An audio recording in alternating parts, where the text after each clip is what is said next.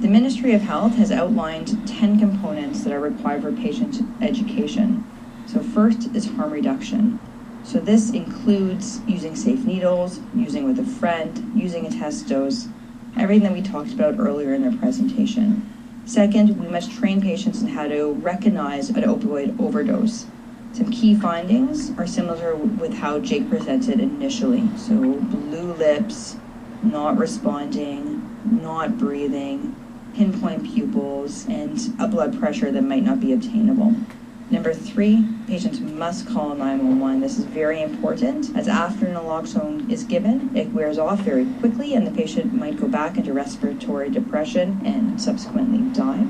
4th, patients must be instructed on how to do proper chest compressions so that if the patient's heart does stop, they can provide support to circulate the blood throughout the body until 911 arrives.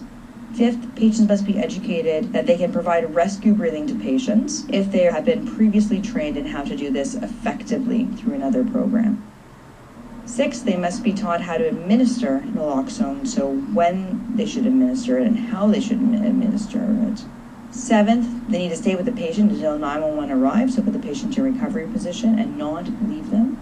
8th, patients should be educated on what to expect when a patient wakes up from after their opioid overdose, after they receive naloxone, as they may present with significant opioid withdrawal symptoms, such as the ones mentioned earlier. 9th, patients must be educated that naloxone is only effective for an opioid overdose and would not be effective for other respiratory depressants like alcohol or benzodiazepines. In addition, it would not be appropriate to give somebody naloxone who has a stimulant overdose. So for example, from crystal methamphetamine or cocaine, those patients present the complete opposite way as patients with opioid overdose.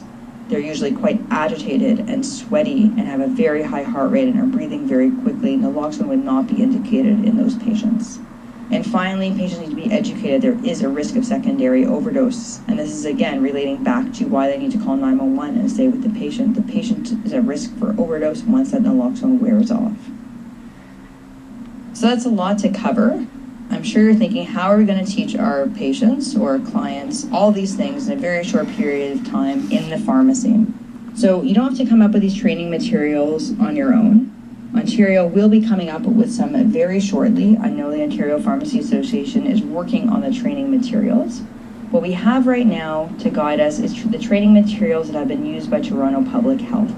So this is an example of the card and poster that Toronto Public Health has been using for several years, and there is a slight modification to this, and I'll let you know as we go through each step.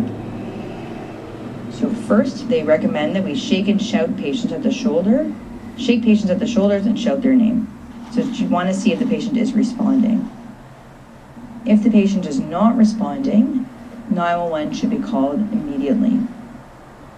3, naloxone should be injected into the arm or leg muscle. Naloxone right now is available in vials and ampules. So if it is a vial, the top should be broken off. Often there is a safety top on the vial, and naloxone should be drawn up into the syringe and then injected intramuscularly. If it is a ampule, the plastic cap must be flicked off, and then the naloxone can be drawn up quite easily. The entire dose of the vial or ampule should be drawn up and then injected. 4th, Toronto Public Health recommends doing chest compressions. Again, as I mentioned this before, it is really hard to determine when somebody is not breathing well or gasping whether or not their heart is pumping. So chest compressions are essential in case they have had a cardiac arrest. Data does show that chest compressions are not going to harm patients if their heart is pumping, and again, can act as a form of deep stimulation and wake them up. Toronto Public Health has modified this step, and they have also added in rescue breathing if the bystander is appropriately trained in how to provide rescue breathing. It is an optional step, as we do know from studies that it is very difficult to teach and to learn how to give proper rescue breathings. So they focused here on chest compressions. Finally, step 5, you have to reassess the patient, see if the naloxone is working, see if the chest compressions are working, and if they are not and there's been no improvement, you can provide a second dose of naloxone at 0.4 milligrams into the arm or leg muscle. After that second dose is complete, they recommend continuing with chest compressions until EMS arrives. Toronto Public Health has also produced this document outlining the signs of opioid overdose and recovery position. So they put some information here that helps remind patients what opioids are. So opioids include OxyContin, OxyNeo, fentanyl, heroin, Percocet, Dilaudid, codeine, morphine, and methadone. And again, naloxone only works for opioids. They've outlined the signs of opioid overdose. So can't wake the person up. The breathing is very slow, erratic, or stopped. There's deep snoring or gurgling sounds. The fingernails or lips are blue or purple. Body is very limp, and the pupils are very small.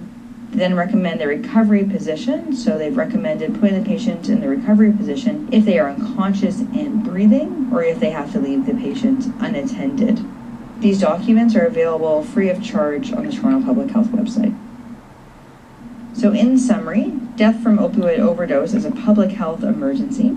The signs of opiate overdose are very easy to recognize and must be distinguished from stimulant overdose. People should respond to opioid overdose by calling 911, administering naloxone, providing rescue breathing if they are appropriately trained in rescue breathing, and chest compressions.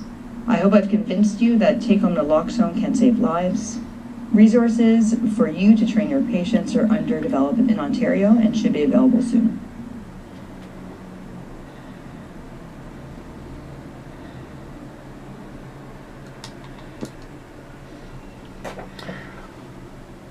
May I suggest the good doctor read the Canadian Pharmacist Bible, Compendium of Pharmaceuticals and Specialties, or the U.S. Physician's Desk reference, or the British Martindale, and that Dr. Aaron Orkin and Dr. Christian Valancourt of the 2015 CPR guidelines take a basic first aid class by the Red Cross or St. John Ambulance about breathing emergencies, and they are not sudden cardiac arrests.